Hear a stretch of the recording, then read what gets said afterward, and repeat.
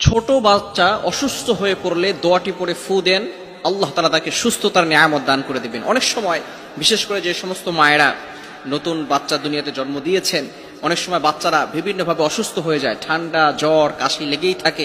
মায়েরা টেনশনে পড়ে যান, কি করবেন। অনেক সময় ডক্টর পাশে থাকে না, অবশ্যই বাচ্চাদেরকে ডক্টরের কাছে নিয়ে যাবেন। এরপরেও কিছু কোরআনী আমল রয়েছে, আল্লাহ তাআলা কোরআনের ভিতরে সব দিয়েছেন। কিছু দোয়া করে ফু দিলে রাসূলুল্লাহ সাল্লাল্লাহু আলাইহি ওয়াসাল্লাম যে দোয়াগুলো আমাদেরকে শিক্ষা দিয়েছেন, এই দোয়াগুলো পরে যদি আমরা ফু দেই তাহলে বাচ্চা সুস্থ হয়ে যাবে। এর ঘটনা রাসূলুল্লাহ আলাইহি ওয়াসাল্লামের নিজে একবার জিবরাইল আলাইহিস সালাম নবীজির কাছে হাজির হলেন। হাজির হওয়ার পরে রাসূলুল্লাহ সাল্লাল্লাহু আলাইহি ওয়াসাল্লাম একটু চিন্তিত ছিলেন, পেরেশান ছিলেন। রাসূলুল্লাহ সাল্লাল্লাহু আলাইহি ওয়াসাল্লামকে জিবরাইল আলাইহিস সালাম বললেন, ইয়া রাসূলুল্লাহ, ইয়া হাবিবাল্লাহ, আজকে আপনাকে একটু চিন্তিত মনে হচ্ছে, কি হয়েছে? নবীজি সাল্লাল্লাহু আলাইহি ওয়াসাল্লাম বললেন, জিবরাইল, আমার দুইজন নাতি হাসান হোসেন দুইজনে অসুস্থ হয়ে পড়েছে, এজন্য আমার মনটা আজকে ভালো নেই, আমার পেরেশানিত চিন্তিত মনে হচ্ছে। এবার জিবরাইল আলাইহিস সালাম বললেন, ইয়া রাসূলুল্লাহ, ইয়া হাবিবাল্লাহ, আমি আপনাকে একটা দোয়া শিখিয়ে দেই, যে দোয়া পরে যদি আপনি আপনার নাতিদেরকে ফু দিতে পারেন, আল্লাহ তাআলা আপনার নাতিদেরকে সুস্থতার নিয়ামত দান করে দিবেন। রাসূলুল্লাহ সাল্লাল্লাহু আলাইহি ওয়াসাল্লাম সেই দোয়াটি পরে ফু দিলেন, সাথে সাথে তারা দুইজনে, হাদিসের ভিতরে এভাবে এসেছে, ইয়াল আমান, তারা দুইজনে খেলা শুরু করে দিল, উঠেই সুস্থ হয়ে তারা খেলাধুলা করা শুরু করে দিল।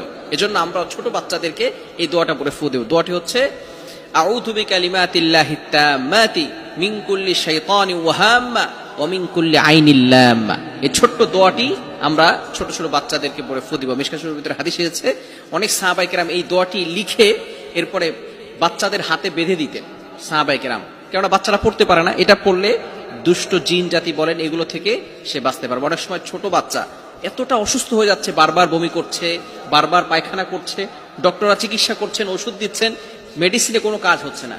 এটা কিন্তু বাচ্চাদেরকে অনেক সময় জিন জাতির অ্যাট্রাকশন করে থাকে। এই জন্য বাচ্চাদেরকে এগুলো পরে ফু দিবেন। বিশেষ করে মায়েরা যারা আছেন, হুজুরদের কাছে যাওয়ার দরকার নেই, মায়েরা যারা আছেন সূরা ফাতিহা 7 বার পড়বেন।